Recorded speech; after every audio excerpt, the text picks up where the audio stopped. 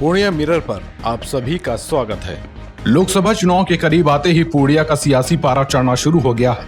राजनीतिक गलियारों में इस बार पूर्णिया लोकसभा सीट बीजेपी के खाते में जाने की सुगबुगाहट से ही संतोष कुशवाहा की बेचैनी बढ़ गई है। वैसे संतोष कुशवाहा अपनी चुनावी तैयारी में जुटे हुए तो हैं, लेकिन कहा जा रहा है कि वो पूर्णिया से सांसद बनने की हैट्रिक नहीं लगा पाएंगे। दरअसल दिल्ली से लेकर पटना तक बीजेपी के दफ्तरों में बिहार के सीमांचल लोकसभा सीटों की चर्चा काफी गर्म है। इस बार भाजपा सीमांचल की सभी सीटों पर अपने उम्मीदवार खड़ा करने पर विचार कर रही है, जिस पर अमित शाह गंभीरता से काम कर रहे हैं। यही वजह है कि इस बार जेडीयू के हाथों से पूर्णिया सहित सीमांचल की ज्यादातर सीटें छिन सकती हैं, क्योंकि बीजेपी खुद को इस इलाके में अब मजबूत करना चाहती है। चूंकि चुनाव से ठीक पहले पाला बदलकर एनडीए में आने वाले नीतीश कुमार का भी राजनीतिक कद अब घट चुका है, ऐसे में संभावना जताई जा रही है कि उन्हें बीजेपी की इस शर्त पर तैयार होना होगा, क्योंकि उनके पास अब कोई दूसरा विकल्प मौजूद नहीं है। बता दें कि सीट शेयरिंग का फार्मूला अंतिम चरण में है। भाजपा ने जेडीयू के साथ गठबंधन कर बिहार की सभी 40 लोकसभा सीटों को जीतने के लिए अपनी अंतिम रणनीति पर काम कर रही है।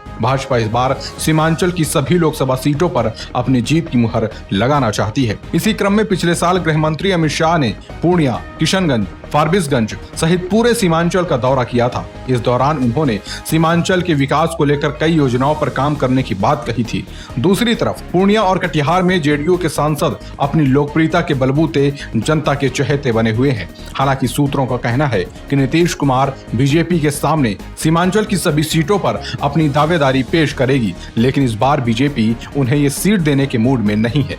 अभी पूर्णिया और कटिहार दोनों सीटें जेडीयू के खाते में है। पूर्णिया से जहां जेडीयू के संतोष कुशवाहा सांसद हैं, वहीं कटिहार से दुलाल चंद गोस्वामी जेडीयू के टिकट पर चुनाव जीते थे। अभी सिर्फ एक अररिया सीट ही भाजपा के खाते में है, लेकिन दिल्ली में भाजपा गलियारों में इस बार खिचड़ी कुछ और ही पक रही है।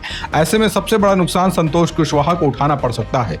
पूर्णिया लोकसभा सीट बीजेपी के खाते में जाने की परिस्थितियों में कुशवाहा को मनाने के लिए जेडीयू अध्यक्ष नीतीश कुमार ने प्लान बी भी तैयार कर रखा है। कहा जा रहा है कि अगर कुशवाहा का पत्ता कटता है तो उन्हें पार्टी में बनाए रखने के लिए नीतीश कुमार विधान परिषद में एमएलसी बना देंगे और उन्हें पार्टी में भी कोई बड़ा पद दिया जाएगा। वहीं दूसरी तरफ पूर्णिया की राजनीति को लेकर चर्चा ये भी है कि लोकसभा चुनाव के ऐलान के पहले पूर्व सांसद पप्पू सिंह एक बार फिर कांग्रेस का हाथ छोड़कर बीजेपी के पाले में आ सकते हैं। पप्पू सिंह बीजेपी से सांसद का टिकट लेने के लिए एड़ी चोटी का जोर लगा रहे हैं। कहा जा रहा है कि जैसे ही दिल्ली से उन्हें हरी झंडी मिलेगी, वो कांग्रेस से अलग होने का ऐलान कर देंगे। यही वजह है कि पप्पू सिंह ने पूर्णिया में राहुल गांधी के भारत जोड़ो न्याय यात्रा और चुनावी रैली से भी खुद को दूर रखा है। आज के लिए बस इतना ही। अगर वीडियो पसंद आया तो इसे लाइक करें, शेयर करें, कमेंट करें और अपने चैनल को सब्सक्राइब करना बिल्कुल न भूलें। मिलेंगे कुछ और ऐसे ही रोचक वीडियो के साथ। तब तक आप देखते रहिए पूर्णिया मिरर। जय हिंद, जय भारत।